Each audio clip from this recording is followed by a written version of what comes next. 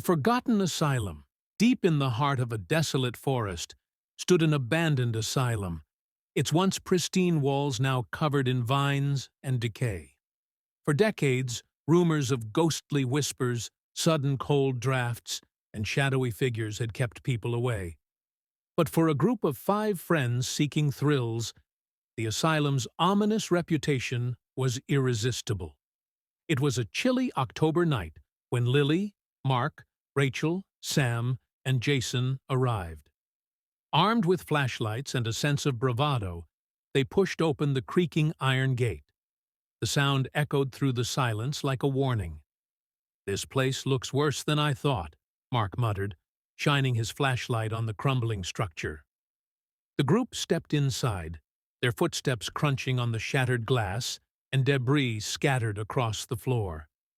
The air was thick with the scent of mildew and something metallic, something faintly like blood. They decided to split up against Rachel's protests. "That's how people die in horror movies," she said, but the others laughed it off.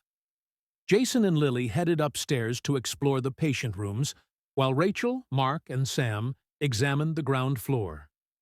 Jason and Lily's encounter upstairs. Jason and Lily found rows of empty rooms, their doors hanging loosely on rusted hinges. One room caught Lily's eye. It had a child's drawing taped to the wall, untouched by time.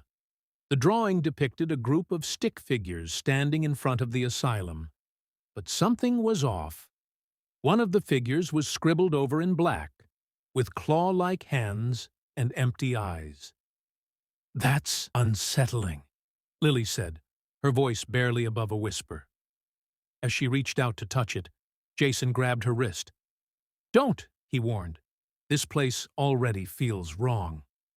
Suddenly, a loud crash echoed from the hallway. They spun around to see a wheelchair rolling toward them on its own. Jason's flashlight flickered, plunging them into brief darkness. When the light came back on, the wheelchair was gone. "Did you see that?" Lily stammered.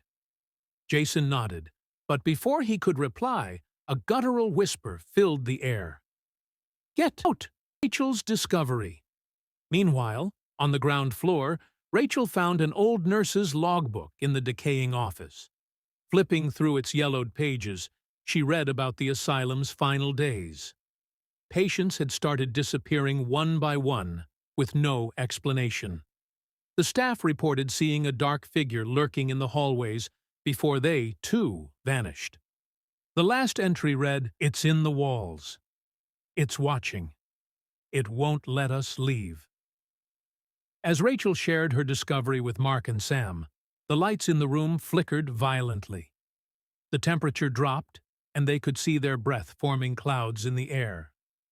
"Guys, we need to find Jason and Lily and get out of here," Rachel said, panic rising in her voice. The basement. Their search led them to a hidden staircase descending into the basement. The air grew colder with each step, and an overwhelming sense of dread gripped them. At the bottom, they found rows of rusted cages and chains bolted to the walls. "Why would a hospital need this?"